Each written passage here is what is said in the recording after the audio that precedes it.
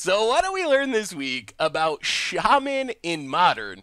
And overall, we finished 3-2 in a competitive league, which is a pretty reasonable finish. Obviously, it's not a 5-0 or something, but the fact that our Rogue Shaman deck, which is super far off the radar, was able to post a winning record in a competitive league is a pretty good deal. We can't really complain about that. So overall, I was pretty happy with the performance, and I felt like the deck was really good in some situations, was surprisingly good in other situations, and really bad in yet other situations. So let's break down the good first. So the good is Shaman feels like a really good zoo deck. We were aggressive, we have good creatures, we're able to flood the board, kill people quickly. So if you're the kind of person who likes beating down with wild Nakatos and Goblin Guides, this seems like a really cool, very explosive tribal take on it. Rage Forger is insane as a 3-mana Hell Rider in our deck that also pumps our team. It is just absurdly strong in our deck. Metallic Mimic makes Rage Forger even better. We have good creatures.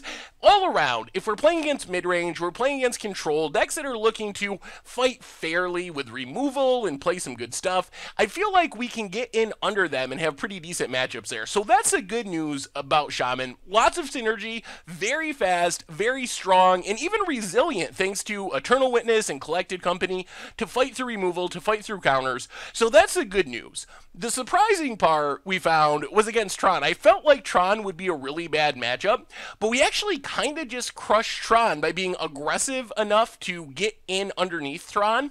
And then after sideboarding, having Flamekin Harbinger to tutor up Fulminator Mage was insane. That was super awesome to be able to tutor up Fulminators, and that was like dominating and just crush Tron. It was so sweet being able to set up our Collected Companies with a Fulminator on top. So I was surprised by how good we were there. On the other hand, the bad news is I feel like we're in pretty rough shape against combo. That's where things seemed really bad. I'm counting Burn as combo here. I think we can beat Burn if we get a really fast start and our opponent has kind of a bad start, but it's not a great matchup. We saw Storm was close to unwinnable. I guess in theory we can just kill our opponent before they kill us, but most of the time we're looking at turn 4-ish kills with a really good draw, when our opponent on Storm likely able to kill us before turn 4, especially since we don't really have the option to disrupt them. So that was the bad news, is we're not quite fast enough to win against unfair decks, and we don't really have good answers to unfair decks. Bonfire, Dismember, not really going to help us against Storm or Dredge. My most disappointing card in the entire deck was the Loaming Shamans in the sideboard.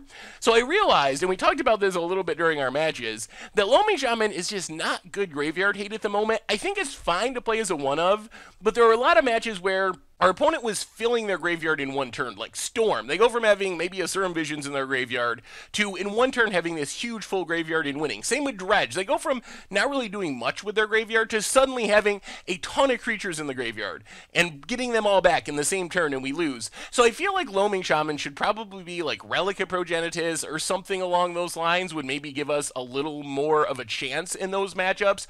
But I feel like that is the problem we found with the deck. I'm not sure about the Dismembers. Seems a little bit sketchy. When we have red mana, we can play Roast. We have other options for removal that isn't going to cost us 4 life, so it's kind of a sketchy way to have an extra removal spell. Because if we're killing like a Goblin Guide or something at the cost of 4 life, we're not really coming out that far ahead, because we're going to stop the Goblin Guide before it deals 4 damage to us anyway, or much more than 4 damage.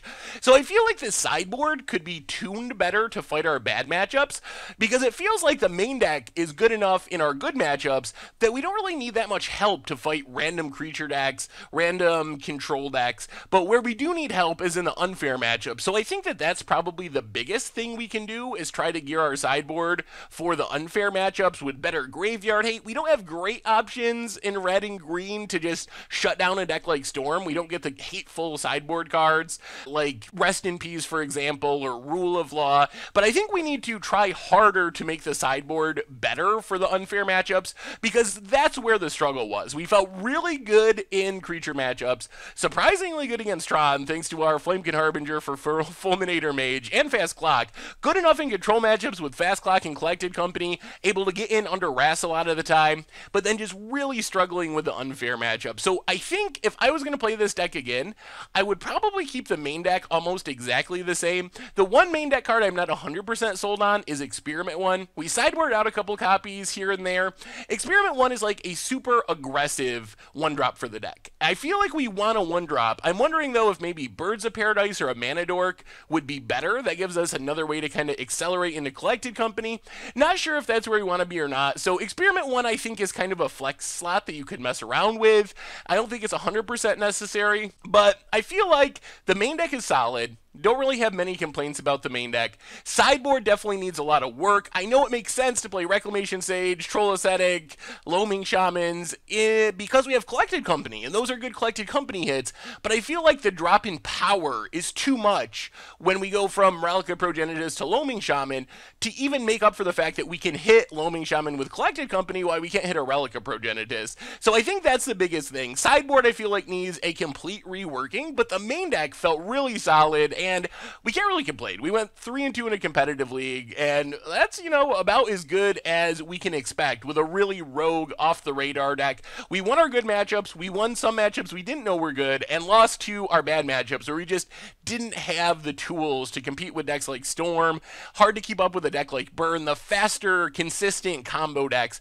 We just don't have the answers, and our clock is not quite fast enough to get in underneath those decks like we can with mid-range and control, and even slower combo like Ad Nauseam and decks like that. I think we can get in underneath of, but the fast combo decks is where we really struggle. So anyway, Shaman was a blast. I think the deck is actually pretty competitive. It's really fun. If you're looking for a way to upgrade your old Shaman deck from Budget Magic, this seems like a good way of going about it. This seems like a great upgrade path. Pretty happy with it overall. So anyway, that's been our Much Abrew for this week. Shaman for Modern. Thank you so much for watching. I hope you enjoyed the videos, and I will talk to you soon. Thanks for watching the video. If you enjoyed it, help us out by clicking that like button down below. And to keep up on all the latest and greatest, click that subscribe button. And don't forget to hit that bell icon to get alerts whenever we have new videos. And if you want to, check out some of our other sweet videos here and here.